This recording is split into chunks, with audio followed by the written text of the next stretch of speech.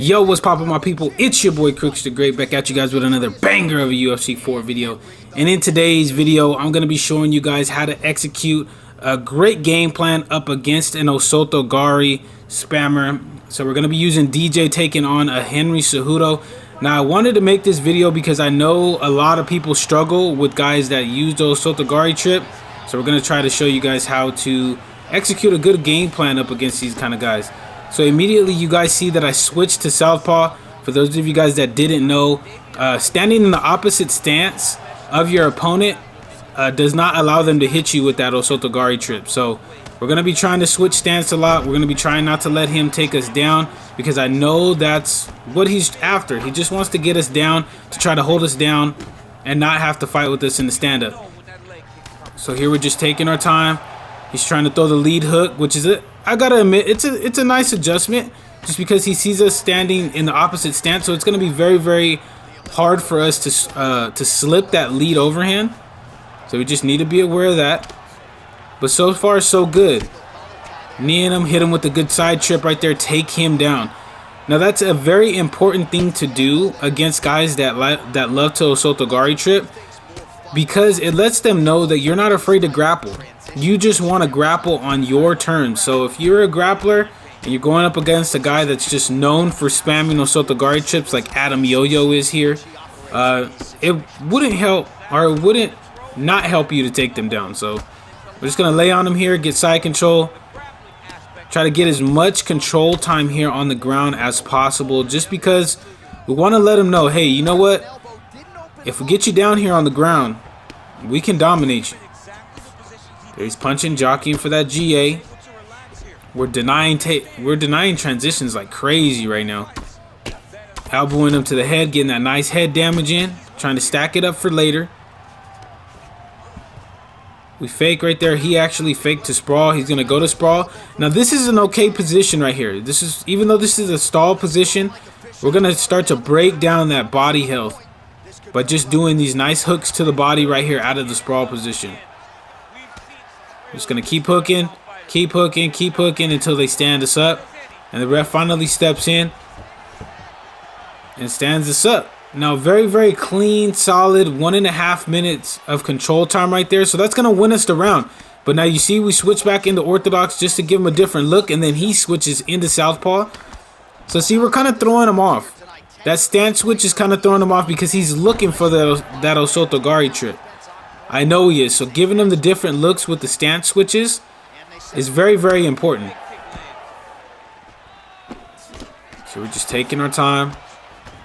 He's trying to anticipate us ducking or going down to the body. He's trying to take us down out of that clinch. He finally gets the takedown. You see him trying to deny the up transition right there, but we went to, I believe, the left side right there. And now for the last 25 seconds, we're in a little bit of orthodox right here just because we're not really afraid of getting taken down, because we've controlled this round. And look, taunting right there lets me know that we got his ass. We're starting to break down that mentality of my opponent here. And that's the end of the first round. Now, a very solid and great first round from us right there. Even though it's showing him kneeing us to the head, we got a good amount of control time right there, and we established the pace of the fight. So we're going to try to carry that on here into the second round, but I'd anticipate him starting to switch into southpaw as well. So here we're trying to take our time. We're not afraid to be in the pocket right here when we're in southpaw. We just got to watch for the slip hooks like he threw right there. And the other thing is watching out for, there he is. See how he switched into southpaw and then went immediately for that Osotogari trip? That's what I was anticipating. He's going to start switching stances because he realizes if he shoots a double leg or a single leg, he's not going to get me down. So the only thing he can use is that Osotogari trip. So he's going to posture up here with the knee on belly. Postures back down. We can regain our half guard right here. Now, our thing is not to let him get into full mount. We really don't want to let him get into full mount. We're okay if he's in half guard right here. We're faking. Go to sprawl. And now we're in that stall out position that we love to be in. He tries to transition off. We block it. Now that's a very, very crucial thing for us to do right there because it's going to allow us to get back to our feet. So there he tried to actually go for a guillotine, and we denied it, and we hit the sweep. Take the back right there off the beautiful transition. Now we're trying to back flat him, and the reason why you guys don't see me punching, even though he's not blocking his head, is because if we do punch, he's going to go for that punch flick, and it's going to immediately throw us off his back. And we're trying to go for as much ground control as possible. So he rolls in the top mount, try to go for the triangle armbar, but he did a good job of blocking that. Surprisingly, this guy has good fundamentals. So he's being able to block me from getting into real dominant positions. There he's able to get back to his full guard. And this is what really frustrates me about guys in UFC 4, people that fight like this in UFC 4. Because those people that do have good fundamentals, if they choose to spam, it really just pisses me off. I'm not going to lie. Because if you have good fundamentals in UFC 4, there should be no reason why you are spamming. Like, I'm just being honest with you. You guys don't see me, even if you're going up against some of the best players in the world, you guys don't see me spamming against guys like Goat and Romero. And even when I fought at Veda the other day, you guys didn't see me spamming up against these guys. So here he goes for the takedown. He's able to get it right there. Go for the up transition as he's trying to transition into side control. We get back to our feet. Now he's in southpaw. We're in orthodox. Goes for the takedown right there. All right, actually, I thought he was in southpaw, but I made a misread right there, and that cost us getting taken down right here. But there's only 15 seconds left in this round. He's going to try to go for knee on belly, but we blocked that. We're not going to let him get any more damage than what he already has. And that's going to be the end of the second round. Now, what happened in that round happened as we hit him right there with the no respect. He's going to start switching stances to try to go for that Osotogari trip. So we just need to be aware of that. Right there, we start chopping the legs. And that's one of the strategies that we're going to start trying to implement too in this third round, is chopping at those legs. We want to try to damage both of those lead legs so that way we can primarily get him in one stance. So we clinch him up, we try to take him down. But already we're going with multiple leg kicks and he's not checking them at all. So that's good. We crack him right there with a clean four-piece, hurt him. Hit him with a nice jab leg kick as he backed up. Hit him with a clean calf kick as he entered into the pocket. Just stepping away, switching stances just to give him that different look. But notice how we're keeping more distance. We're utilizing DJ's nice lateral movement to not get caught inside the pocket when we're in orthodox. There he shoots for a takedown. He misses. Hit him with a nice clean jab uppercut in the southpaw position. And now we're increasing our tempo just because we want to keep his brain occupied. We want to keep him thinking, hey, you know what? He's throwing a lot of combinations, so I need to just try to enter that pocket with something. Still trying to go with that front kick. We miss on the jab, lead body hook. Crack him with a good calf kick right there. And now that lead leg is chewed up, but he shoots for the single. We deny it right there. So far, a great round that we're having right here. And that lead leg is getting chopped up. It doesn't even matter if he's sticking his arm out because we're still cracking him with that good calf kick. And he can only take so much of these. He's finally starting to block it. So it's letting me know now that that leg is starting to become very, very damaged. Clinch him up again, try to go for the takedown, but he was able to hit the reversal right there, which is kind of weird that it didn't let me go for the takedown because it's supposed to, but it is what it is. Shoots for a single leg, and finally he's able to get us down there on the ground just because we were in the middle of a stance switch. He's able to regain half guard right there, but we've gotten all the damage that we need for the round on the feet. So we just need to try not to take ground and pound damage here. Go for the backside transition, but he did a good job of denying it. Goes for the posture up. Gonna go into half guard with the nice unblockable transition right there. But we go right back to sprawl, which earlier I told you guys this is where we want to be when we're on the ground. This is a great way to neutralize guys that just want to lay on you for the whole entire round. So now we're going to let him punch our body. He decides to get back to the feet because he knows he's losing this round. Another Osotogari trip just to try to get points, I think, right there out of this guy because he knows he's not going to do any more damage. We roll right back into sprawl. Push him up against the fence right here.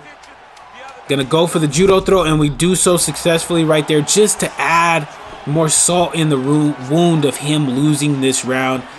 And that's gonna be it for that third round right there. Gotta hit him with the no respect again, because I do not respect this guy whatsoever, man. I really don't. If you fight like this to where you only abuse broken mechanics in the game, like the Osotogari trip or the damn slip hooks or knees and elbows or spinning elbows, anything like that, just expect a no respect coming from me. And we drop him right there with a crispy, clean 2-punch combination. And we have him in trouble, pushing him up, take him down right there with a nice single leg out of southpaw. And like I said earlier, we're just going to try to maintain the control right here, just to ride it out to a decision, because I know that's where it's going. So we're both punching. He's able to regain sprawl right there, but that's okay. Like I said earlier, we're going to punch to that body, try to drain that body health down. And he's just going to sit there and take it too. So I had to get back to our feet, just because I'm going to try to go for a takedown if he does get up against the cage, but he doesn't. So we hop right back down into his full guard for a little bit more control time here. Punching, trying to gain that GA enough to be able to get back to his half guard. He's not throwing anything. He fakes right there, but we didn't bite on it, so he doesn't get any GA his way. Posture up. Pulls us back down in the guard just to reset the timer. Go for half guard. Do so successfully. And we're doing a great job of just controlling them here on the ground. And against guys like this, against any kind of spammer, this is where you want to be. You want to be controlling them on the ground. Even if we are in his full guard, we're still controlling him in a very dominant position on the ground. Just punching, not overcommitting too much on strikes while we're in his full guard. He's able to hit the sweep right there, but there's only 2 minutes and what? 2 minutes and some change when we've got swept. We're going to go right back to sprawl because he's not blocking it. And we're right back really where we want to be at. So this is super important to do, guys, is finding positions where you feel comfortable when you are on the ground, especially against somebody that's using a high ground and pound damage striker like Henry Cejudo. So he decides to get back to his feet because he knows, or no, actually the ref stood us up. So he needs to do something damaging here to us in the 4th round, or else he's going to lose this one as well. See, he's in southpaw. He tries to go for that Osotogari trip again, and he does get it, unfortunately, because we were in the same stance. But we're just trying not to eat too much damage. Fake the sprawl right there off the block. He's going for top mount, and this is not where we want him to be at, especially with him blocking a transition like that. So it's super important that we block this posture up transition, and we do so successfully, and we get him back to the half guard. Now I know with 30 seconds left, he's going to try to posture up and land some damaging strikes off into our guard. He got 1 strike to go through, but that's all right. That's all right. We still got to stay patient, block him from getting the posture up again. He goes for the arm triangle just for the points, but that's all right because the 4th round is over right there. Now I'm feeling very, very confident going into this last round that we are up on the scorecards. We are up on the scorecards, but we need to be careful because I think he's probably going to come out guns blazing here in this 5th round to try to get a finish, because I know that he knows that he's down. So he's still trying to mirror our stance just to try to go for that Osotogari trip when he gets in trouble. So we're going to stay primarily in orthodox, crack him right there with a clean 2-piece as he started up on the Osotogari trip animation. He's taunting. We switch to southpaw. And now that lead leg is hurt, so he's switching in between stances as well still. We're trying to stance switch when we see him switching into the opposite stance. So we're in southpaw. He switches back to orthodox. We switch back, then we switch back to southpaw again. So it's a little game of back and forth as we finally get our leg health rock, and he is in southpaw, so we need to switch back. Now, what we were trying to execute earlier in the fight by just primarily sticking him in one stance is going to start to take effect here in this 5th round, because if he switches into orthodox, we're immediately back on that leg trying to get that leg rock. As we get another one right there, he switches back to southpaw. So now we're primarily going to be in orthodox, and this is where If you guys watch me a lot, you know I do my best work. I do my best work in orthodox. So we could potentially get a finish here if he's not careful. So he's trying to press forward, trying to push us up against the fence, but his stamina is pretty much drained. Catch him right there with an uppercut as he tries to go down to the body with the body hook again. Double jab into the block, trying to chip away at it. Catch him right there with a good lead hook. Rock him again. Trying to go for that finish. We're looking for it. He misses on the front kick. Catch him right there with a clean uppercut. Hurt him. Now we're in a ground and pound scenario, going for the finish here, but we're not going to be able to get it done.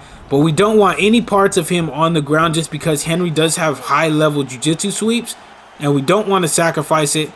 So we're back on our feet. He shoots for the takedown right there, but we're denying that thing because he's shooting from halfway across the world. He switches back into southpaw, so we switch into orthodox again. He's trying to go for that takedown, but we deny that thing.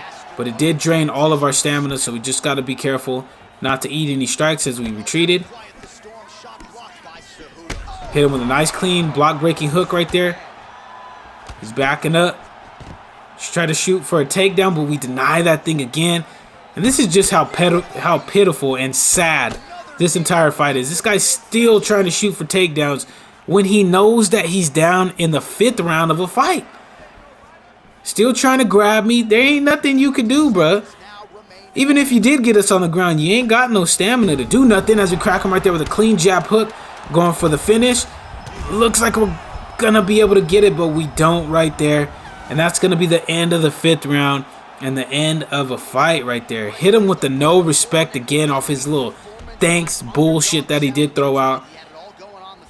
But I feel real confident, unless UFC 4 has Texas judges, that I'm going to win this fight.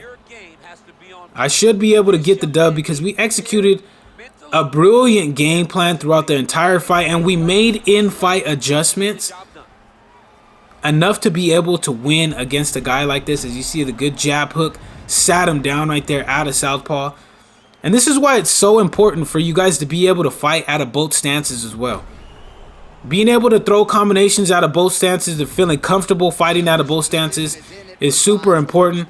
But let's go ahead and see what the judges are going to say for the scorecards.